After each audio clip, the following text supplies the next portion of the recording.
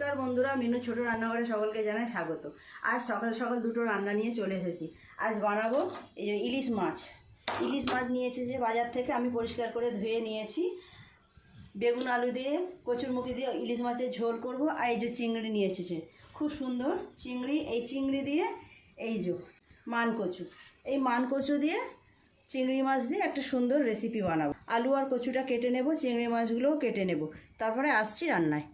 বন্ধুরা দেখুন, সব সবজি আমি কেটে ধুয়ে নিয়েছি। ইলিশ মাছের ঝোলের জন্য বেগুন, আলু, এটা কচুরমুখী আর একটু টমেটো। আর কচুর তরকারিটা করার জন্য কচুগুলো আমি এইভাবে ডুমো ডুমো করে কেটে ধুয়ে পরিষ্কার করে নিয়েছি। আর অল্প একটু আলুও কেটে নিয়েছি। চিংড়ি মাছগুলো আমার পরিষ্কার করা হয়ে গেছে। প্রথমে আমি মাছগুলো নুন হলুদ দিয়ে ভাজা করে নেব। দিয়ে দেবো চিংড়ি মাছও একটু নুন, আর ইলিশ মাছগুলো দিয়ে দেব হলুদ গুঁড়ো। সুন্দর করে নুন হলুদ মাখিয়ে মাছগুলো আগে ভাজা করে নেব। গ্যাসটা জেলে তেলটা গরম করতে দিয়ে দিই। কড়াই গরম হয়ে গেছে, মাছ ভাজার জন্য দিয়ে দেব তেল। তেলটা গরম হয়ে গেছে, এক এক করে মাছগুলো দিয়ে ভাজা করে নেব।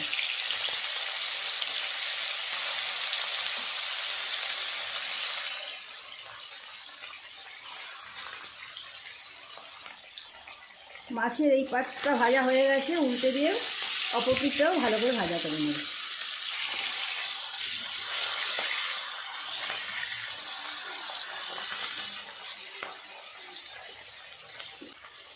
এই মাছগুলো সব ভাজা হয়ে গেছে, তুলে নিয়ে বাকি মাছগুলো ভেজে নেব।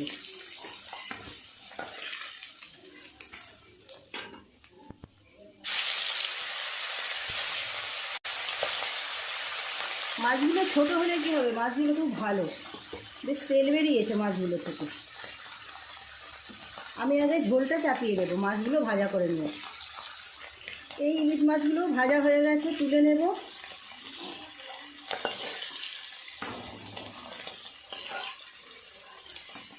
বেশ কিছুটা তেল বেরিয়েছে মাছ থেকে। আমি এই ইলিশ মাছের তেলটা রেখে দেব।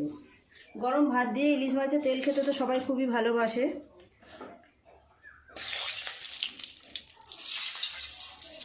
একটু তেল আমি তুলে রাখলাম। এই তেলের মধ্যেই বেগুন ভেজে নেব। ইলিশ মাছের ঝোলে বেগুন না দিলে ইলিশ মাছের ঝোলটা ভালো লাগবে না একদম। উল্টে পাল্টে বেগুনগুলো আগে ভালো করে ভাজা করে নেব।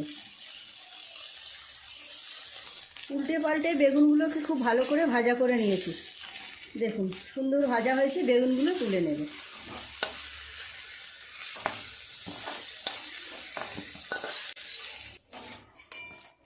এর উপরে অল্প একটু তেল দিয়ে দেব।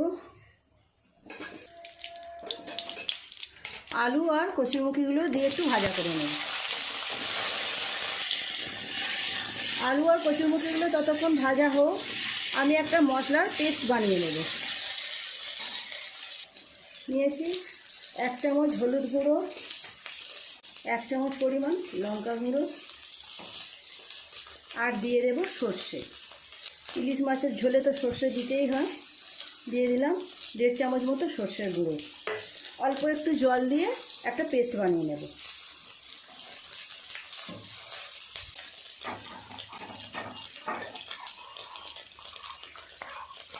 পেস্টটা রেডি হয়ে গেছে, রেখে দিই।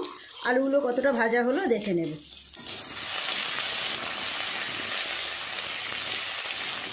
আলুগুলো ভাজা হয়ে গেছে, এর উপর দিয়ে দেব মশলার পেস্ট।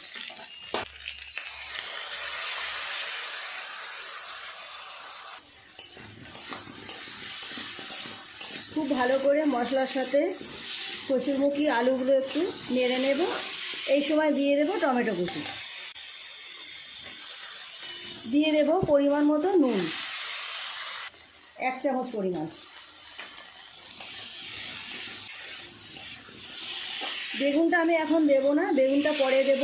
প্রথম থেকে বেগুন দিলে বেগুনের কোনো চিহ্ন থাকবে না। দিয়ে দেব পরিমাণ মতো জল, আরও কিছুটা জল দেব।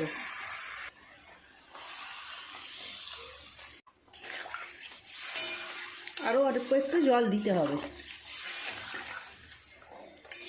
ঢাকা দিয়ে আলু আর কচুরমুখীগুলো ভালো করে সিদ্ধ করে নেব। আর অল্প একটু জল দিয়ে দিলাম।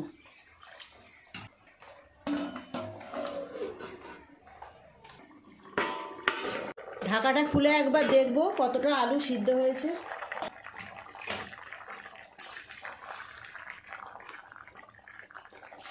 কচুরমুখী আলু খুব ভালোভাবে সিদ্ধ হয়ে গেছে। দিয়ে দেব ভেজে রাখা বেগুন।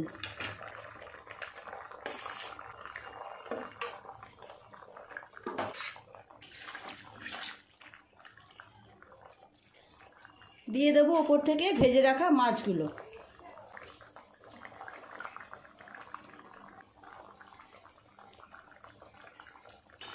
ঝোল কিন্তু এখনও আমার পুরোপুরি রেডি হয়নি, আর একটু বাকি আছে। নামিয়ে নেব ঝোলটা।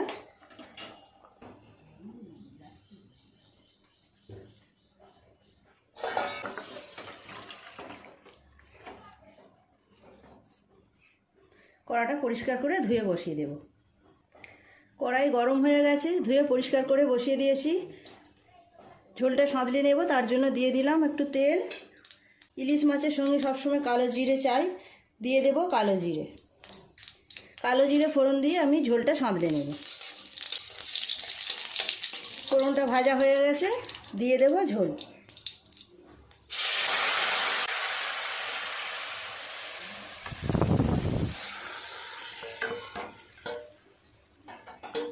ইলিশ মাছের যে কোনো রেসিপিই তো সবাইয়ের খুব পছন্দ। এইভাবে বেগুন আলু দিয়ে ঝোল করলেও অসাধারণ টেস্ট হয়। ঝোলটা কিছুক্ষণ ফুটিয়ে নিলে তৈরি হয়ে যাবে ইলিশ মাছের ঝোল। মাছের ঝোলটা টকবক করে ফুটছে, দিয়ে দেবো ওপর থেকে একটু ইলিশ মাছের তেল।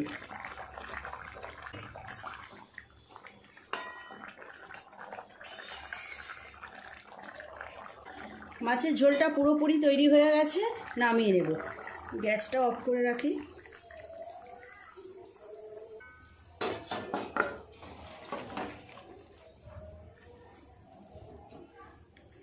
কড়াইটা পরিষ্কার করে নিয়ে কচু রান্নাটা করব।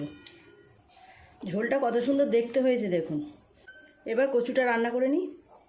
মাছ তো রান্না হয়ে গেল, কচুটা রান্না করে নেব। আগে কচুটাকে সিদ্ধ করতে দেব। দিয়ে দেব পরিমাণ মতো জল। জলের মধ্যে অল্প একটু নুনও দিয়ে দেব। কচুগুলো দিয়ে মিনিট 10 সিদ্ধ করব। চাপা দিয়ে দেব। 10 মিনিট পর আমি ঢাকাটা খুলে দেখব কতটা সিদ্ধ হয়েছে। বন্ধুরা 8-10 মিনিট তো হয়ে গেল। এবার দেখি কচুটা কতটা সিদ্ধ হয়েছে। জলটাও অনেকটা কমে গেছে। চুবড়ির মধ্যে ঢেলে জলটাকে ঝরাতে দিয়ে দেবো।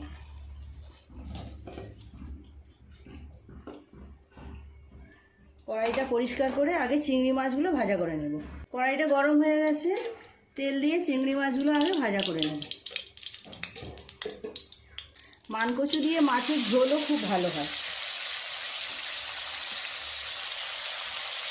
মানকচু বাটা খেতেও খুব ভালো লাগে। যেভাবেই রান্না করুন খুব টেস্ট হয় মানকচু।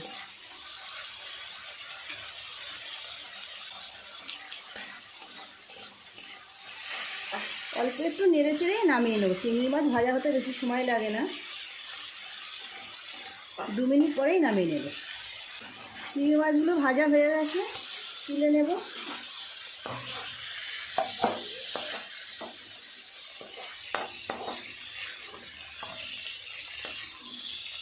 এই তেলের উপরে আরও অল্প একটু তেল দিয়ে দেব। আলুগুলো ভাজা করে নেব।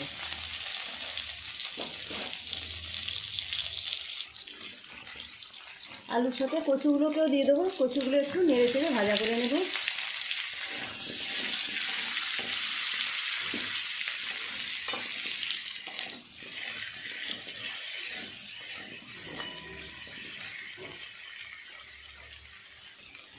আলু আর কচু অল্প করে ভাজা করে নিয়েছি, একটা জায়গায় তুলে নেব। এই তেলের পরে অল্প একটু তেল দিয়ে দেব। ফোড়নে দেব একটা তেজপাতা, একটা শুকনো লঙ্কা, অল্প একটু গোটা মশলা।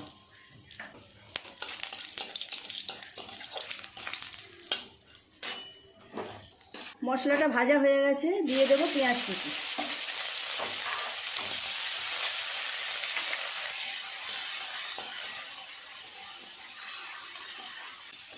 অপূর্ব স্বাদ হয় এইভাবে মানকচু দিয়ে চিংড়ি মাছ দিয়ে রান্না করলে।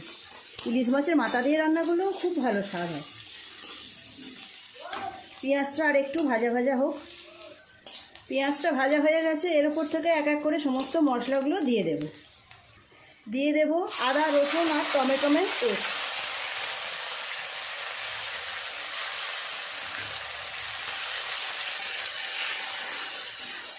আদা রসুনের কাঁচা গন্ধ চলে যাওয়া পর্যন্ত এইভাবে একটু নেড়ে নেব।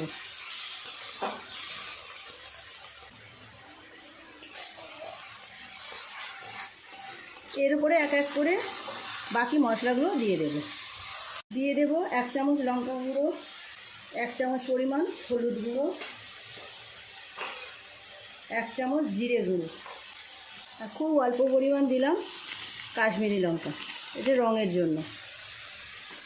দিয়ে দেব স্বাদ মতো নুন, আর অল্প একটু দেব। অল্প একটু জল দিয়ে মশলাগুলোকে খুব সুন্দর করে কষিয়ে নেব।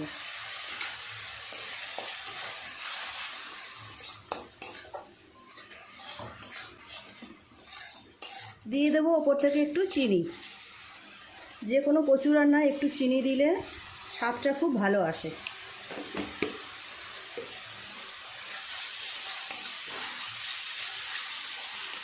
কত সুন্দর রং এসেছে দেখুন।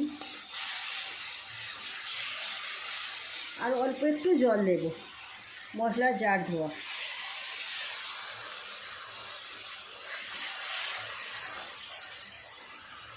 মশলাটা খুব ভালোভাবে কষানো হয়ে গেছে, দিয়ে দেবো ভেজে রাখা কচু আর আলু।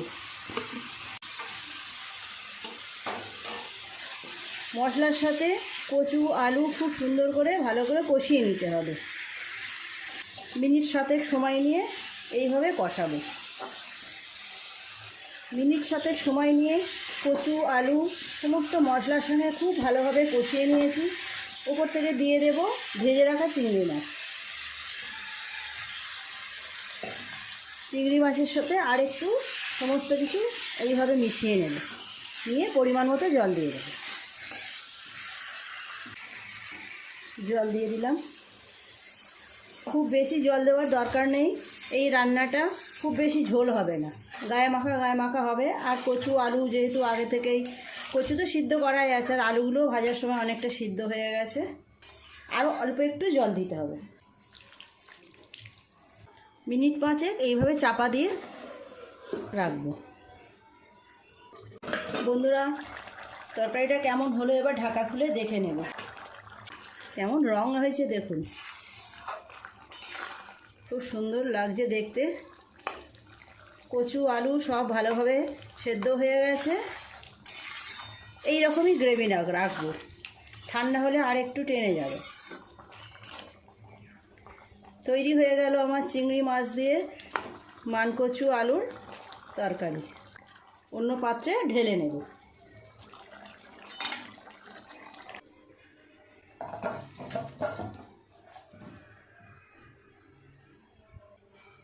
তৈরি হয়ে গেল আমার আজকের দুটো রেসিপি।